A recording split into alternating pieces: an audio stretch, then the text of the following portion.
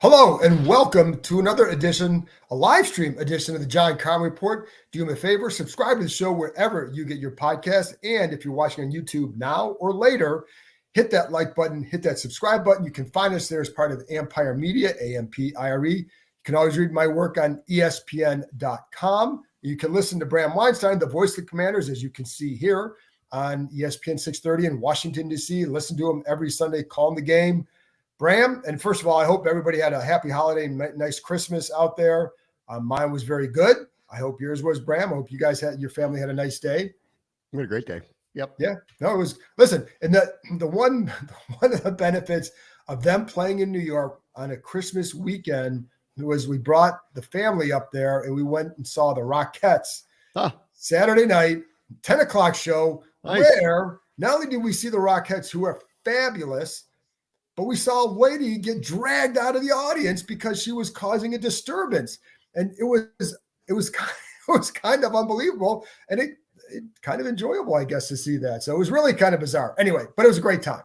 So, and I guess for fans, I guess they feel like they won because the team lost. So they get the third pick right now, but still got to decide the quarterback situation now and going forward. And when we talked to Ron Rivera today on Monday, or I guess today's Tuesday, said that they haven't made I don't know if it's not so much made the decision, but they haven't informed people of the decision. So my guess is they probably already know. They just wanted to tell these guys in person. We'll find out tomorrow. Bram, what are your thoughts on that situation? Not knowing what the holdup is. So that needs to be said, because I don't know why they haven't made a choice. Well, can I interject let me interject real quick. I don't know why a choice. Yeah, I was told this earlier in the day that probably wouldn't have anything today because they wanted to talk to the quarterbacks first. And the players were off today, so they weren't in there. Coaches were off yesterday. I think he wanted to meet with some of the offensive coaches more today and then inform the guys. So until they have a chance to inform them, they're not going to tell us. I think it's as simple as that. Okay. If it's me and it's my choice, I'm starting Jacoby Brissett this weekend for sure. And why is that? So, obviously things have changed the last few weeks. His completion percentage has gone down 5 straight weeks. He had pick sixes in multiple games in a row. The last couple of weeks, I would describe it as where I'm actually concerned about confidence. He's doing some things that they're the type of things that concern you. So I just honestly, at this point, I want to have him take a breath here. This has happened. I loved what Jacoby Brissett said after the game the other day. This has happened to a lot of great quarterbacks. Yeah. And it's fine. It is a long year. He's taken a lot of hits this year. I was worried in the beginning of the season it would be an accumulation. I've been worried about the messaging about this all along, that we need to stop after 2 or 3 games saying he's the long-term starter. There was a lot of eggs put in his basket, message-wise, by design, mentally, physically, he looks a little spent to me. And He did a few things the other day, that get you a little concerned, feeling some pressure that kind of isn't there, then realizing it's not there, then running backwards. And, that's the type of stuff. Head's now down. You're expecting to get hit, then you don't get hit. And I mean, that's the type of stuff where I start to go, you know what, let's just give it a break. It is first year starting. It's only his second year. And, I'm not down on him he doesn't have a future. I just think the record is what it is. And I just think he needs, I think he needs a break, probably mentally, maybe a little bit physically, but I think mentally. And honestly, I don't have an issue with it, so I think I should rest him. Yeah. And I wouldn't have an issue with them starting Jacoby either, for a couple of reasons. One, and I know fans do not want to see him win. I understand third pick. I'm not saying you shouldn't feel that way. I'm not, I understand right now with the third pick, you're looking at with Arizona in front of you at the second quarterback in the draft. I get all that. But if you're Ron Rivera and you're the players, you don't give a rat's behind about that pick right now. And I wonder too, if he looks at the veterans and says I want to give these guys a chance to compete and win a game, possibly. 100%. And so I think when you saw the locker room, you were in that locker room, you saw Rivera's eyes, I think it mattered to him a great deal that team did not quit. Yeah. And I think his eyes got a little bit red when he was talking about that in the post-game presser. I only bring that up to say, like, whatever anybody thinks about draft pick winning, losing, this group wants to win another game. When you watch them react when they took the lead, the way they reacted in the sidelines was a team that still really wanted to win. And so you go in the locker room, you see guys are still feeling it because they're not winning. So I think from that standpoint, in their minds, like, do you owe it to those veterans to give them a chance? We've seen a lot of Sam Howell. And I do think part of the reason they pulled him, Bram, last week and this week is the game's getting out of hand. They didn't want another Dallas or Buffalo situation where not so much about the hits, but it's the pick sixes again. It's the disastrous plays that compound and lead to a further erosion of the confidence. And when you watch this, like I watched both Jacoby and Sam, all their pass plays today. And watching with Howell, there are a lot of times, receivers are not getting a lot of separation enough against man coverage. There are times where guys drop balls. There are times where receivers slipped on routes. One led to an interception. But you still see the forcing of the issue for him. You still see sometimes passing up and maybe a little bit of a profit here to get something else there. And so I think that's the stuff where it'd be good to sit back. We've seen what you can do, and you can let, whether Jacoby fishes out or not. I think, there's a lot that we've already learned about Sam Howell at this point. And I don't think the next 2 games is going to change any offseason evaluation of him. No, I don't think so either. I mean, I think like we'll see who the decision makers are next year. It's going to be, it was always going to be eye of the beholder with him anyway. And he's a 5th round pick. So he's got a couple more years on his contract where he's making very little money. I mean, there's no reason not to, take a break, take a breath here. We're going to let Jacoby finish out the season, and we're going to see you at OTAs. Like, this isn't I'm down on him. Like there's no return for it. I just think it's been a long year. There was a lot put on him. He looks mentally a little beat to me. And, yeah. I think that's just my viewpoint. I don't want to speak for him or say that, but like just watching him play, he's playing differently right now. He's feeling things that aren't there. And I just think, the record is what it is. Let's just let Jacoby play out the season. And I agree with you. Like, I know nobody wants to hear it with the draft position stuff, but like, to be fair to the guys in the room, I think you have to give them a chance to win. And right now, the way Hal is seeing the field doesn't give them a chance to win. So I think that you got to put Jacoby out there and just be competitive. Yeah. I think, listen, if you're Rivera too, listen, these guys know they're not coming back at this point. So you want to go out for giving this as your gift to this group, because like I said, it mattered to him that he felt they have not quit on him. And I think that fourth quarter, that last quarter or so, kind of summed that up for him. Now it's a little bit different going against the Jets. Have a good defense.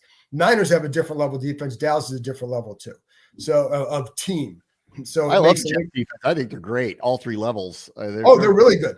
They're really good. But really, I don't know. Good. So they've been tested here, and this is what we thought was going to happen at the beginning of the season when the schedule came out. It has kind of played out this way. The majority of the better opponents were coming towards the end of the season, and the chickens are coming to roost here a little bit. I mean, the offense has really gone sideways. That's not all on Hal, but it has gone sideways. I think there's a long conversation about the setup, about the pressure that was put on Hal, the decision to be very pass heavy early in the year. The amount of sacks and hits that he took, the accumulation of all that, whether some of that was him and his decision-making, porous offensive line, design itself. Like, there's a lot to talk about here with all of this. And I think it all adds up to me where I landed with you. I've seen enough. I think he does have a future. I think he could be a starter.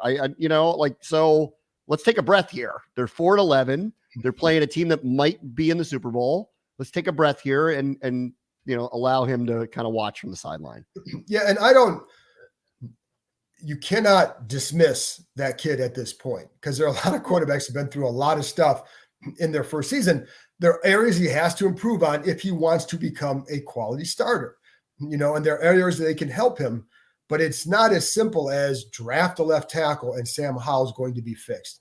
is not even remotely that close to being that simple. Now, better protection, I would say even more so in the interior than at tackle for Howell, because one of the things I noticed, Bram, too, when you watch Jacoby stands in a lot better because he's 6'4". He's a big guy.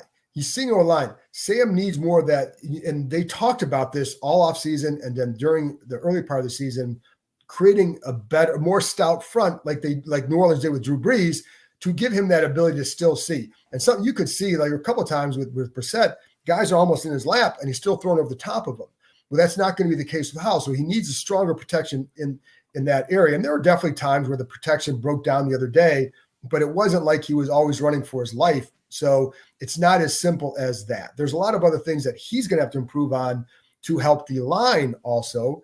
And then you have to improve around him. I would say getting some more, whether it's a big receiver, certainly they're going to add another tight end and, guys who can do things after the catch. So that can help him.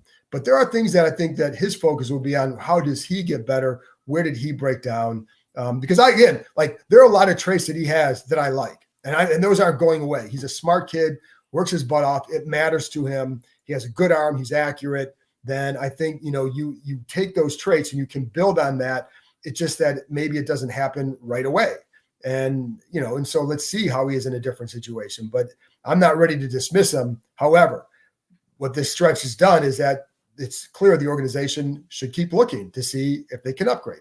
John, I mean, with the pick selection that they're at right now, Caleb Williams and Drake May are on the table now. So correct. I did not expect that to be the case. Me neither.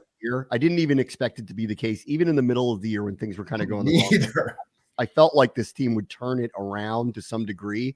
The fact that they haven't and who they're playing in the last two games and what those games mean to those teams, would lead you to believe that logically they're going to end up with the record we think they're going to end up with. And now they're a win away by Arizona, either knocking off the Eagles or playing what might be a meaningless game with Seattle. And they have the second overall pick, and they're taking a quarterback at that point. I mean, there's just no way around taking a quarterback. And frankly, with Chicago likely to get the number one pick now, they got a weird decision in front of them. I don't know which way they're going to go. If they do want to stick with Fields, I mean, who better to trade with than us?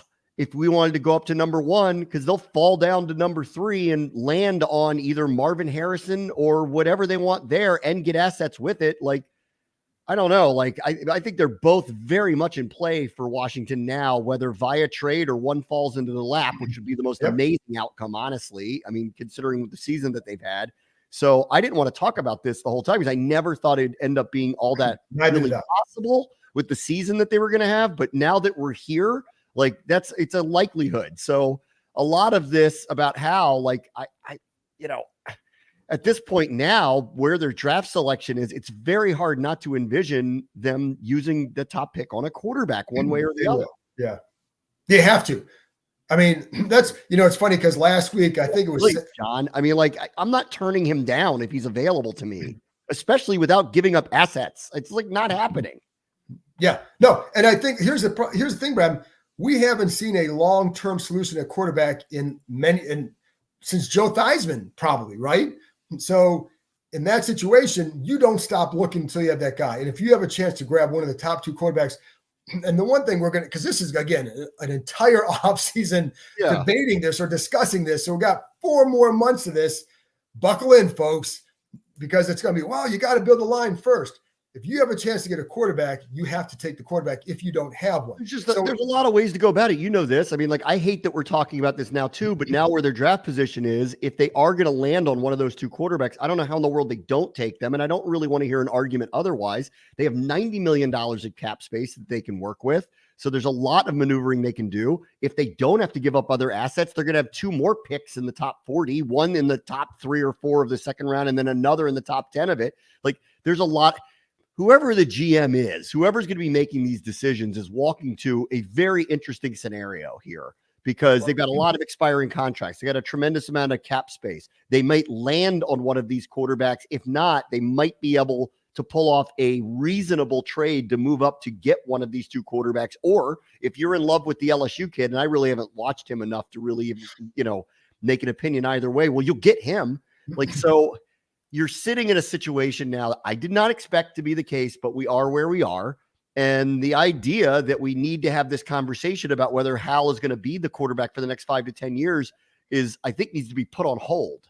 Yeah. And it has nothing to do with the last few weeks. It has everything to do with where they're sitting in the draft at this point. Well, so my thing is, and what I was getting to it, the story I wrote on ESPN.com the other day was the case for and against Howell going into next year. And by the way, well, here's one thing I dislike is there's not a black and white nature to this. In other words, it's not just he sucks or he's going to be the future. There's a lot of gray area nuance with everything in this in the NFL. And if you don't understand that, you need to start paying better attention, because it's not as simple as, oh, he's terrible, now just discard him completely. Look at Baker Mayfield right now. Correct. So I'm just – maybe, who knows? Zach Wilson was the number 2 overall pick. In his second go-around, wherever that may be, he may be good. Could you open your mind to the possibility that that's the case? That may end up being the case. It's just that kind of logic just escapes me, because it's not as simple as that. Quarterbacks go through a lot of – there's not a linear thing like, oh, every game you're getting better. Sometimes it takes a season. Sometimes it takes a couple. Taylor Heineke several years ago was out of the league. He's now a valuable backup. So, now what I don't know with Howell is, can he get to that mid-range level that people in the league think he might be able to get to, or is he just going to be a really good backup and a spot starter? There's still time for him to write that story. But again, going back to this draft, it is very – I don't know how you go against a quarterback if you're picking in that situation. You have a chance at the top 2. Jaden Daniels would be one that – and again, this is all offseason. This is haven't watched him a lot yet, to not just watch as a fan, but watch to study, traits and all that, or talk to people about him. I did write that story, and Jordan Reed, ESPN draft analyst, was telling me that if they're 4 and they have the choice between Daniels and one of the tackles, he's like, you take the tackle. He thinks that Daniels will get pushed into that top 12 because of the position, not because of his game per se, and because of his NFL relatable traits, I guess, or translatable traits.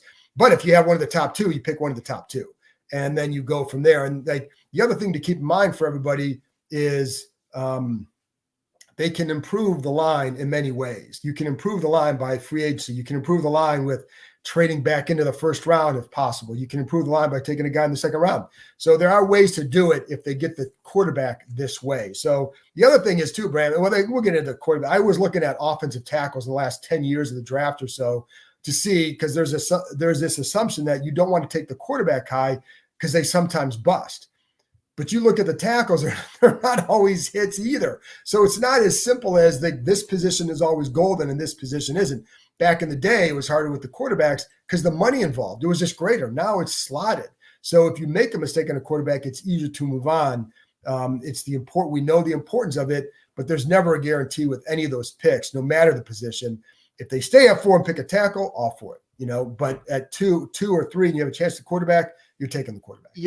At this point too, I don't know what the roster is going to look like, John. I mean, there's a lot of people on expiring contracts, multiple people at multiple position groups. So there's a lot of change here coming. Some of these guys, I hope will be re-signed. I'd like to see them re-sign Cam Curl.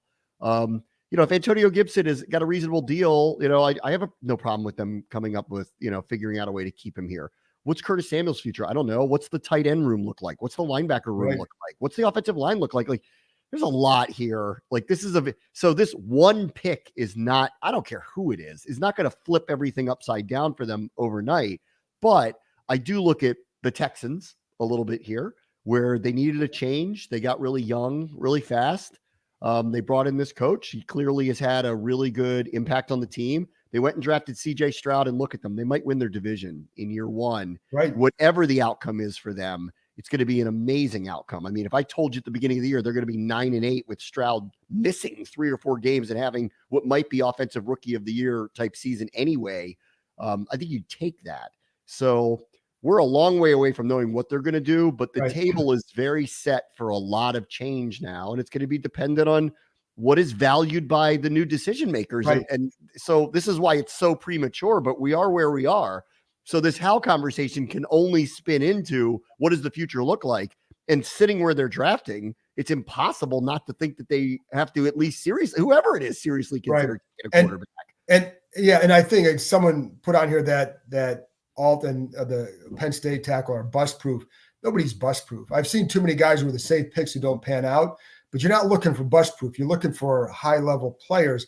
Both those guys can be, but if you think a quarterback can be, that's the position you take every day of the week. There's not a single person in the NFL who would say, oh, if you don't have a quarterback, then you don't get one. By the way, Silver Fox wanted to know about keeping Brissett around just because he's good in the room. I would do it in a heartbeat. Like, that guy is golden. What he did after the game, going up to Howell and telling him, this is going to be great for you. I can't wait for you to get on the other side of this so you have such a good story to tell. Like that, this is after a game in which he drives 3 touchdown drives and almost pulls off this nice comeback. And his first thought is going up to Howell and doing that. Like, that guy's invaluable. And so, yeah, I would keep him around, but we don't know. Like, it depends on the offense. Like, who's the coach? And does that coach have a quarterback that he wants to bring in to help teach his offense to whomever they're going to go with? So, I think there's a long ways to go with that, but it's going to be Bram. The good thing is that, okay, well, here's the thing. Jacoby went 4-8 with the Browns last year. Listen, my man, I'm from Cleveland. My whole family roots for the Browns. That defense last year sucked. They were 4-8, not because of Jacoby Brissett. They were 4-8 because of defense. So I know, was he a Pro Bowler? No, but he was pretty good because that's, now he wasn't perfect. I'm not saying he's a great starter, but he is a damn good backup. So, the Browns defense was horrendous last year. That's why they have a new coordinator and Jim Schwartz, and they changed everything. So it wasn't about Jacoby Brissett. Listen, if he's back as a backup again, I have no issue with it. Like, I mean, obviously, I think the guy's a very good mentor. Everything they said about him turned out to be true. I'm all for that. But if we're spitting because he came in relief of Hal as he's the answer long term, I think we're again going 0 to. I know this fan base wants to go 0 to 60 on quarterbacks all the time. I think we just slow down a little bit here. Like, And we don't know. And someone else brings us up about like they're not sold on May or Williams. That's fine. There's a long way to go to evaluate it. And if they're not sold and they trade out of it, okay. Because like, to me, if you're not sold on a guy, you don't take the guy at that position, but you get a damn good haul for it. So, if they determine that, that's fine. Because there's sometimes with those guys, like, I'm not sold either on certain attributes, but I haven't watched them enough to go deep down that road as far as like analyzing the game. Yeah, I didn't think we'd be here, John. That's why. Right. About this. Right. So, anyways, hey, let's talk real quick. Chase Young's coming back. Yeah. What do you think? What do you think's going to happen? You revisit that trade at all? I watched last night because that was like game of the year. So I watched last night, and I've seen clips of him, and I've seen the reviews of him, and it sounds like it's about the same as it was here. That he's, he's a big talent that has these moments. I haven't seen a lot of game-changing plays, from him. So, listen, I wish him the best of luck the rest of his career, wherever that may be. I doubt it will be in San Francisco. So, I'll be, because they've paid Bosa and they've paid a lot of others. I have a hard time buying that they're going to pay him a ton of money. And if he's going to get, I don't think so, a pretty, sizable contract, and I think that's, TBD, honestly. But if he does, I don't think it'll be with them. Oh, just because of salary cap stuff. But I'll be happy to see him. Like, I like Chase a lot. This is really too bad that this didn't work out. I think a lot of it had to do with injuries in his second year. But performance matters. He's the number 2 overall pick. He's an elite athlete. He needed to make a lot of game-changing plays. They were few and far between. And, for a year and a half, I don't blame him for that because of the injuries that he suffered. But all the other times around it, this is production business. And when you're that person at that level with that kind of talent, the expectations are high. And, I don't think that he got to that bar, unfortunately. And I hope he does it somewhere else because I like him, and I wish him the best, really. Yeah. I had no issues with Chase Young. As a player, there's just obviously there's going to be some flaws and all that. Everybody's got him. He can still rush the passer. So there's no doubt that he can still do that. Still going to freelance. That's what he does.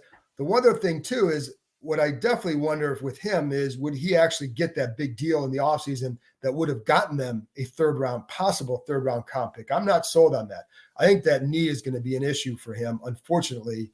And, I think that could limit his ability to do that. So he's going to have to go out next year, maybe get a 1-year deal, probably not a huge 1-year deal. Go out and show that he can stay healthy and that his knee is sound, and then try again next offseason. Yeah. But like here's what I want to know, Bram. The more controversial one is Montez. I mean, that's to me, the trading of Chase Young was not controversial to me at all. The trading of Montez, I could have gone either way of it, really. They didn't want if it's up to the coaches, he's still here. But the guy, like, the hard part was they got good. I could have a very good player. They got good value for him. So they're, and yep. But yeah, with Chase, here's the one thing I wonder is if Brock Purdy does anything, is he going to go up to Purdy and point to the name on his jersey? So, but he's going to want to do something. The other thing that was has driven me a little bit, I shouldn't say crazy, but we're back to the nobody went after Lamar storyline after a Monday night game. And it becomes like, I don't understand what people don't get about some of this. Like, the guy is an all-world talent. And I know even for like this franchise, you'd have to cut so many people before you could even make an offer for him. Then you're going to have to cut, like you would have now in hindsight, there's some guys, but like you would have had to probably trade it or cut John Allen. You may have to do something with a few other guys, or you don't bring them on, whatever. And then that's just to create room for the offer sheet. And then you have to, then the Ravens are going to match it because that's what they're going to do. And I doubt that other teams are going to go to a fully guaranteed contract because of what the Browns did with Deshaun Watson. Nobody wants to do that. So it would have been a very futile effort, and they all knew that. And I think there's this, and especially with this team, they never had a chance at that ever. And isn't going to be anything. For this team in particular, for all the reasons you spoke about, where you get rid of all this cap space, and then you just then they match, and those guys are gone, and you never got them. Secondarily, which I think is very important. Two things on that one too. Do you think Baltimore would have allowed Lamar Jackson? No chance. Of course not. Like there's no chance that would have happened. 3, did you notice that nobody tried to make a move for him because they knew there was no chance that this was going to happen? So when people want to speculate about it, that they didn't go for him, it wasn't because they didn't want to. There would have been a line out the door to try to get him. It's just that they knew that they weren't going to, and it would have been a giant waste of time, and it could have hurt your roster doing it. And any person who is a reporter who's been in this league for any period of time, even speculating about it, is pandering to people who don't know the truth about it. It's just ridiculous. It's a stupid storyline. There's a reason why nobody gave him an offer sheet, because they knew it was never going to happen. So They had to let Baltimore play it out. If Baltimore literally publicly said, we're not going to sign him, we're going to trade him, there would have been a line out the door to get the guy. Yes. Starting here. Yes. And they still wouldn't have been able to do it because others would have been more attractive. The cap room they would have had to have created was just, it's not as simple as, the cap is a myth. Just do this and do this. It wasn't that simple. You had to get rid of key players to create room for him. And the funny thing is, some of those guys might be gone this offseason, but that would have just been to get in the door. It's like paying a cover charge. Yeah. There's no guarantee of anything happening beyond that. So, the one other thing I want to answer here is Donnie says he sees no reason to start Jacoby. Already know what he is. Play Sam, lose the last 2, possibly move up again. So the problem there is, again, the coaches and players don't care about the draft. Like, Josh Harris is the one guaranteed person who will be here next year, and he doesn't interject on football decisions. The players and the coaches and the front office right now do not care about the draft and their position because they know that somebody else is probably going to be doing it. But also with the players, they just want to win. All these guys know the draft is a crapshoot. Again, I've said this before, Terry McLaurin was a 3rd-round pick. Do you think he's worried about if they get the 4th or the 3rd pick? And him having to play with another young quarterback. So, you have to keep the number. We're just talking about Chase Young. He's the number 2 overall pick. Yeah. I mean, there are a lot. The Jets moved heaven and earth in the second year of Zach Wilson to get Aaron Rodgers because he wasn't the answer at quarterback. He's the 2nd overall pick. The 49ers played Brock Purdy. He's the last pick in the draft. They traded 3 first-round picks to get the number 3 pick. He's not even on their team anymore. There's no guarantees with any of this. None of it. There's no guarantees.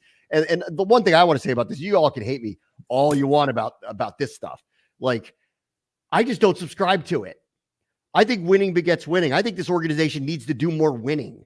And I hate this loser talk of just go out there and lose. I will never subscribe to that, ever. Like, I don't think you do that. In the NBA, where one person can change everything, all right, I'll hear it out. But in the NFL, show me any proof of someone tanking for someone that turned them into some kind of like incredible team overnight. It doesn't happen. So I'm out on that. Yeah. So here we got one on the head coach, Bram. What names are being linked as the next head coach? Please not Ben Johnson, overrated. I'm not sure what's overrated about it. He's a very good offensive mind, but this ownership group is very good at being very secretive here with this.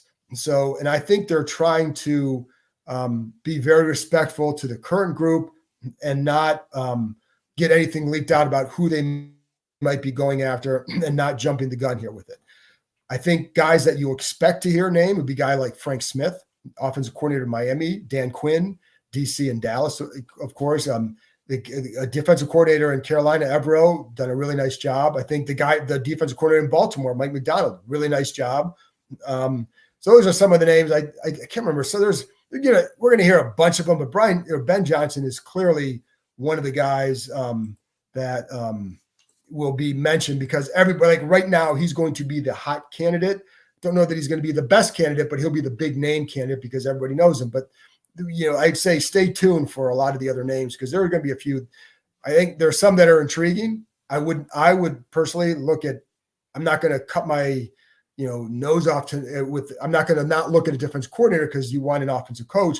But I do think if you're going to get a quarterback, you're going to want to have a really, really good offensive plan for them, and that could be looking for the best offensive-minded coach as well. But I'm a believer in getting the best coach. But if you get a defensive guy, you better have a hell of a plan for the offense if you're going to go that direction. But I think it's a little bit early. The other one too. I mean, what organization are they looking at trying to model after? Albert Breer was reporting maybe the Ravens. I think I think Josh Harris knows the Philadelphia organization, the Eagles, very well. They've obviously had a tremendous amount of success, through the years. And I'll tell you what, man, that defensive performance by the Ravens last night, oh man, that was something. I haven't seen a beatdown like that of a true contender on the road by another contender in a while like that. That was something to behold last night. Their defensive performance was just unbelievable. Yeah, and there are Eugene Shen has ties to that Ravens organization, and there's this is it Joe Ortiz, I think it is a possible candidate for a GM's job somewhere this offseason.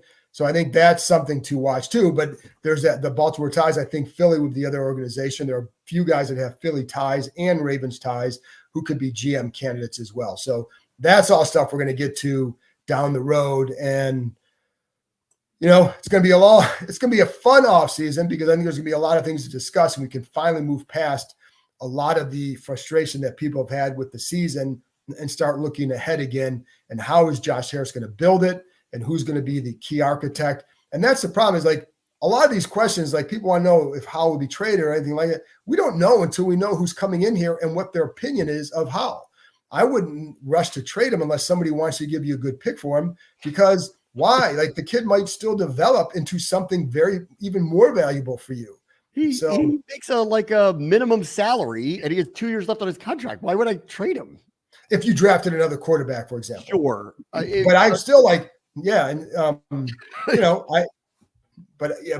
said, and people who want to know about Jacoby, I think would be a good person to come back. So anyway, Bram, going to have a lot of talks on this topic over the next 4 months, and who knows, maybe the opinions will change over that time, because as we get to know more and more, you talk to more and more people about not just the on-field talent, but how are these guys as leaders, et cetera, et cetera, et cetera. All fun talk for the offseason. Bram, thanks for joining me. Thanks, everybody, for tuning in. Always appreciate it.